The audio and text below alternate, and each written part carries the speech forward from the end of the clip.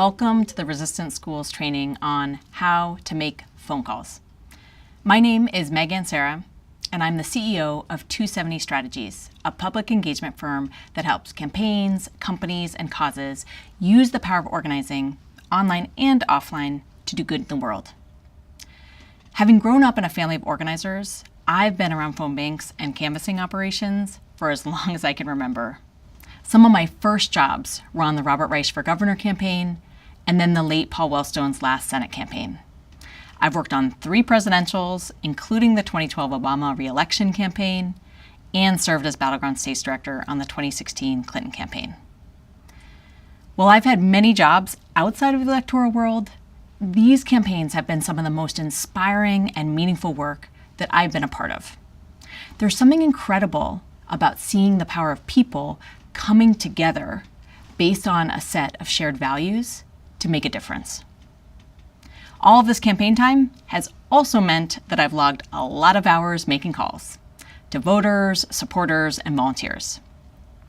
The simple act of talking one-on-one by phone remains a critically important tactic that we continue to use to have meaningful conversations, particularly with voters. So that's what we're going to cover in this training: how you and your team can effectively call to persuade voters to care about an issue and secure a commitment for them to take an action. In this course, I'll explain 3 things. First, what you need to know to make an effective phone call. Second, some general best practices and tips to use during your calls. Third, a proven framework to make persuasion phone calls and commit to action phone calls. And we'll even show you a real-life example of how this all should look. Before we move to lesson 2, have you ever stopped to think about why campaigns, organizations, and organizers are always asking volunteers to make calls? Have you ever wondered whether phone calls even make a difference? Let's talk about exactly that for a minute. There are many reasons why phone banking is important, but I want to quickly highlight 3 key points. First, phone calls are efficient. Campaigns and teams of volunteers can have personal conversations at scale. So in other words, we can talk to far more people through 2 hours of calls than through 2 hours of door knocking. Additionally, phone calls are a great way for many Americans who live in more rural areas to talk to voters. Second, phone calls are effective. They are one of the most cost-effective tools campaigns have. Political scientists and research gurus, Professor Gerber and Green, found that volunteer phone banking costs between $20 and $35 a vote. Compare this to a $47 a vote for leaving a piece of lid at the door, and between $91 and $117 a vote for direct mail. While canvassing has proven to be the most effective way grassroots volunteers can turn out voters, phone banking is also effective. Gerber and Green found that targeted, quality volunteer phone banks can produce 1 additional voter per 35 conversations.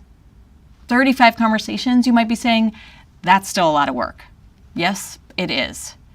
But think about the potential when 1 person joins 1 team, and 1 team joins a whole group of teams, and these groups of teams become part of a bigger movement. Millions of calls get made, and tens of thousands of new voters are brought into our democracy. Lastly, phone calls are educational. You might be thinking, that's a strange word to use for phone banking, but let me explain. There are so many times on campaigns I've worked on where informative calls with voters helped us to learn important things about voters' hearts and minds, and also the impact of our messaging.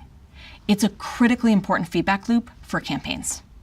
The act of talking to a voter, finding out where they stand on what issues they care about, or finding out if someone has moved from an old address, all of that is important information that helps the campaign learn more.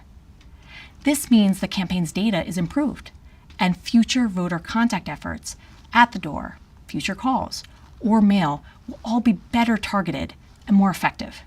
It also means that the next time a caller sits down to make calls, their list will be even better. Convinced? I hope so. Now let's get into everything you need to make an effective phone call.